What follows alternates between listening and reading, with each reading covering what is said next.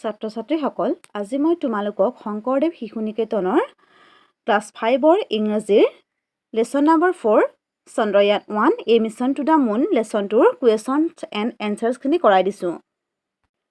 Question number 1a What is the difference between a satellite and a spacecraft? এটা উপগ্ৰহ আৰু এখন মহাকাশযানৰ মাজৰ পাৰ্থক্য কি? Answer: A satellite moves round the earth, but a spacecraft moves into the space away from the earth. It is the difference between a satellite and a spacecraft. এটা উপগ্ৰহ পৃথিৱীৰ চাৰিওকাষে ঘূৰে আৰু এখন মহাকাশযান পৃথিৱীৰ পৰা দূৰৈৰ মহাকাশত ঘূৰে। এইটোৱে উপগ্ৰহ আৰু মহাকাশযানৰ মাজৰ পাৰ্থক্য। Question number 1b How many missions to the moon have been carried out so far? বৰ্তমানলৈকে চন্দ্ৰলৈ বুলি কিমানটা অভিযান পঠিওৱা হৈছে? Answer: 68 missions to the moon have been carried out so far. বৰ্তমানলৈকে চন্দ্ৰলৈ বুলি 68টা অভিযান পঠিওৱা হৈছে। Question number 1c Where is Sriharikota? Sriharikota ক'ত আছে? Answer: Sriharikota is in the east coast of Andhra Pradesh. Sriharikota Andhra প্ৰদেশৰ পূব উপকূলত অৱস্থিত। Question number 1d How many Indian scientific instruments were there in the Chandrayaan 1? Chandrayaan 1ত কিমানটা ভাৰতীয় বৈজ্ঞানিক সঁজুলি আছিল? Answer: There were 5 Indian scientific instruments in the Chandrayaan 1. Chandrayaan 1ত 5টা ভাৰতীয় বৈজ্ঞানিক সঁজুলি আছিল। Question number 1e Who was the first man to walk on the moon? চন্দ্ৰত খোজ কঢ়া প্ৰথম ব্যক্তিজন কোন? Answer: Neil Armstrong was the first man to walk on the moon. Neil Armstrong চন্দ্ৰত খোজ কঢ়া প্ৰথমজন ব্যক্তি আছিল। Question number 1f Which instrument dropped the national flag on the moon? কোনটো সঁজুলিয়ে চন্দ্ৰত ৰাষ্ট্ৰীয় পতাকাখন পেলাইছিল? Answer: MIPA was the instrument which dropped the national flag on the moon. MIPA সেইটো সঁজুলি আছিল যিটোৱে চন্দ্ৰত ৰাষ্ট্ৰীয় পতাকা পেলাইছিল।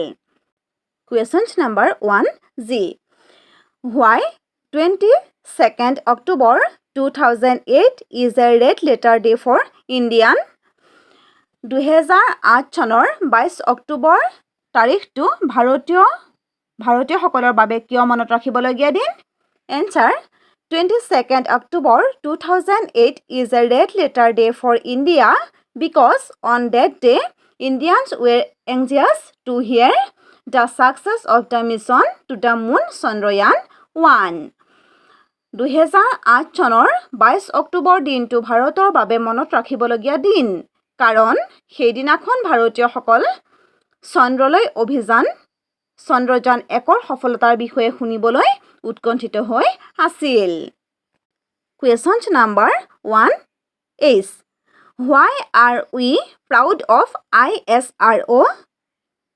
ISROৰ বাবে আমি কিয় গৌৰৱান্বিত?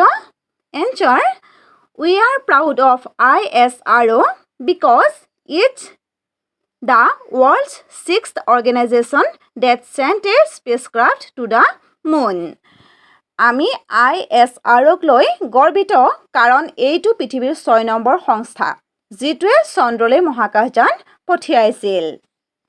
Question number 1i Which is the only satellite of the earth? পৃথিৱীৰ একমাত্ৰ উপগ্ৰহটো কি? Answer: Moon is the only satellite of the earth. চন্দ্ৰটো পৃথিৱীৰ একমাত্ৰ উপগ্ৰহ।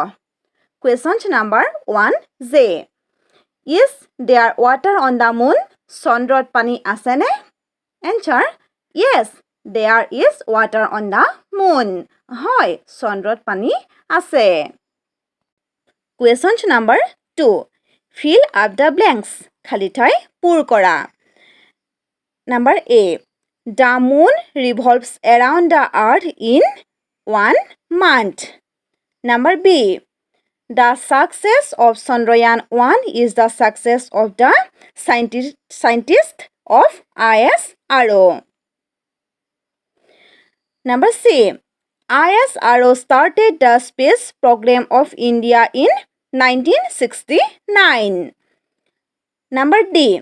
ISRO is the world's 6th organization sending spacecraft to the moon. Number E. Once Sriharikota was a paradise for birds. Number F. Rockets are launched from spaceport. Number Z. Sriharikota lies in the Bay of Bengal. Number H. The name of the rocket sent up on 10th August 1979, SLV-3. Number I. PSLV-CLI carried the spacecraft Chandrayaan-1. Number J. The mission of Chandrayaan-1 was to collect information on the moon. Question number 3. Understand the following. তলত দিয়াবোৰ বুজি লোৱা। Point number 1A. October 22, 2008 may be written as 22nd October 2008. October 22, 2008 ক 22nd October 2008 হিচাপেও লিখিব পাৰি। Number B. 25th November 2008 may be written as November 25, 2008. 25th November 2008 ক November 25, 2008 হিচাপেও লিখিব পাৰি। Point number 2. Word meaning. শব্দ অৰ্থ। Mission. Work to be done for a good purpose. এটা ভাল উদ্দেশ্যৰ বাবে কৰিব লগা কাম। Coast. Land by the side of sea. সাগৰৰ কাষত থকা মাটি। Altitude. Height. উচ্চতা। Pressures. Round holes in the ground. মাটিত থকা গোল ফুটা। Golden moment. Time of happiness. সুখৰ সময়। Eject. Send out. প্ৰেৰণ কৰা বা বাহিৰ কৰা। Imprint. Making a mark by printing. মুদ্ৰিত কৰি চিহ্ন বনোৱা। Native. Connected with the place of birth. জন্মস্থানৰ লগত জড়িত থকা। Migratory. Birds or animals moving regularly from one place to another. এঠাইৰ পৰা আন ঠাইলৈ নিয়মীয়াকৈ ঘূৰি ফুৰা চৰাই বা জন্তু। Paradise. Place of perfect happiness. সুখৰ অতি উত্তম ঠাই। The moon. The body which revolves around the earth. পৃথিৱীৰ চাৰিওকাষে ঘূৰি ফুৰা এটা অৱয়ব বা বস্তু। Point number 3. Use of the word port. Port অৰ্থাৎ বন্দৰ শব্দটোৰ ব্যৱহাৰ। Aeroplanes fly from airport. উৰাজাহাজ বিমানবন্দৰৰ পৰা উৰে। Ships sail from seaport. জাহাজবোৰ সমুদ্ৰ বন্দৰৰ পৰা যাত্ৰা কৰে। Spacecraft are sent from spaceport. মহাকাশযানবোৰ মহাকাশ বন্দৰৰ পৰা পঠিওৱা হয়। Point number 4. Read the sentence and mark true or false. বাক্যবোৰ পঢ়া আৰু সঁচা নে মিছা লিখা। There is no water on the moon. চন্দ্ৰত পানী নাই। False. কাৰণ চন্দ্ৰত পানী আছে। Number B. Chandrayaan-1 was a mission to the moon. Chandrayaan 1 চন্দ্ৰলৈ এক অভিযান আছিল। True. Number C. Chandrayaan-1 was a failure. Chandrayaan 1 বিফল হৈছিল। False. Number D. The moon is a moving body in the sky. চন্দ্ৰটো আকাশত ঘূৰি ফুৰা এটা অৱয়ব। True. Number E. The scientists of ISRO were successful. ISROৰ বিজ্ঞানীসকল সফল হৈছিল। True. Number F, it is not sure whether there is water on the moon. চন্দ্ৰত পানী থকাটো নিশ্চিত নহয়। ফলছ, কাৰণ চন্দ্ৰযান-1 চন্দ্ৰত পানীৰ অৱস্থিতি ধৰা পেলাইছিল। কিবা বুজি নোপোৱা থাকিলে কমেণ্ট কৰি জনাই দিবা।